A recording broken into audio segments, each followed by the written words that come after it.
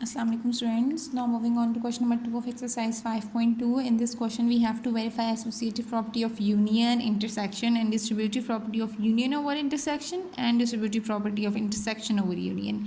Properties आपको पता है, अब इनके अकॉर्डिंग आप लोगों ने इनको वेरीफाई करना है with the help of Venn diagrams. Venn diagrams उन्होंने हमें बताई हुई हैं, बट हम लोगों ने उनको प्रॉपर्टीज़ के अकॉर्डिंग रिपीटेडली उनको बनाना भी होगा। ठीक है, जैसे एसोसिएटिव प्रॉपर्टी ऑफ यूनियन के लिए हमें लेफ्ट हैंड साइड और राइट हैंड साइड दोनों के लिए ड्रॉ करना था। सेम इंटरसेक्शन की प्रॉपर्टी के लिए भी दोनों साइड की ड्रॉ करना है, left hand side right hand side. इसी तरह डिस्ट्रीब्यूटिव की दोनों प्रॉपर्टीज़ के लिए लेफ्ट हैंड साइड और राइट हैंड साइड के लिए हम सेपरेटली ड्रॉ करेंगे और फिर इसको हम वेरीफाई करेंगे।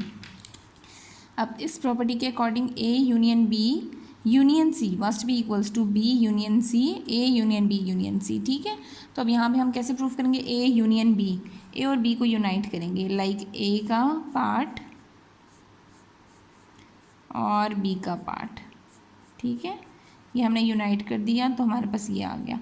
अब इसमें आपने सी को भी यूनाइट कर देना है, तो हम यहाँ पे इसके साथ सी को भी मिक्सअप कर देंगे, यानी कि ओवरऑल हमारे पास ये ग्रीन वाला भी सारा रीजन और ब्राउन वाला भी सारा रीजन इसमें एडेड है।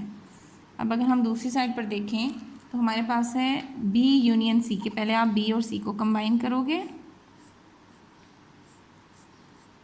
यानी बी और सी को कंबाइन कर लिया। इसमें अब आप लोगों ने ए को भी कंबाइन करना है, लाइक यहाँ पे आप लोग ए को भी साथ इसके ऐड ऑन करा दोगे, तो हमारे पास लास्ट में ये कुछ ब्राउन पार्ट है और साथ ही कुछ ग्रीन पार्ट भी है। ठीक है, और यहाँ पे हमारे पास ग्रीन पार्ट था सारा। In the next one A intersection B, A और बी का कॉमन पार्ट क्या है? Nothing is common in them ना। ए का पार्ट सी के साथ कॉमन है बट बी के साथ कॉमन नहीं है, तो आप इसको एम्प्टी सेट रखोगे, नो शेड। और ए इंटरसेक्शन बी, जो इनका कॉमन पार्ट था उसका सी के साथ इंटरसेक्शन, तो वो भी हमारे पास एम्प्टी रहेगा क्योंकि ए इंटरसेक्शन बी तो था ही नहीं, तो वो पार्ट होता तो उसको आप सी के साथ इंटरसेक्शन करते ना। इसी तरह यहाँ देख लें बी इंटरसेक्शन सी, बी और सी का इंटरसेक्टिंग पार्ट ये था हमारे पास, यहाँ मैं ग्रीन से मार्क कर देती हूँ। A intersection B intersection C, अब इस पार्ट का ए के साथ क्या इंटरसेक्शन है, यानी कि ये पार्ट यहाँ है, ए हमारे पास यहाँ पर है, तो ये भी हमारे पास नो शेड होगा, नो शेडेड रीजन नहीं होगा। तो दोनों के एंड रिजल्ट्स में हमारे पास शेड नहीं किया हमने, यहाँ पे नॉन शेडेड रीजन्स ही थे। In the third one we have distributive property of union over intersection. आपने बी इंटरसेक्शन सी कैलकुलेट कर लिया सबसे पहले। बी इंटरसेक्शन सी क्या था हमारे पास? ये वाला पार्ट है। ठीक है, अब इसका ए के साथ union, B intersection C green part है, इसका ए के साथ यूनियन हो ही नहीं सकता क्योंकि दोनों सेपरेटेड रीजन्स हैं। हम दूसरी साइड पर आ जाते हैं। अब यहाँ उन्होंने लिखा हुआ है ए यूनियन बी, ए और बी का यूनियन, यानी कि ए सेट आपने मार्क करना है और आपने बी सेट मार्क करना है, और बी का यूनियन तो यही होगा ना कि जितना हमारे पास ब्राउन रीजन आ गया उन दोनों को आपने कंबाइन करना था।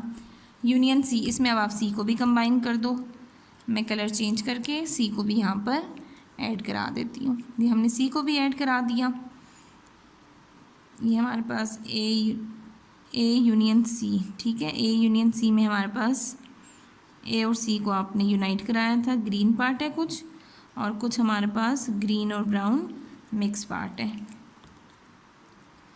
अब उन्होंने बोला है A union B, A union B का तो कोई रीजन ही नहीं था, intersection A union C, sorry A union B का।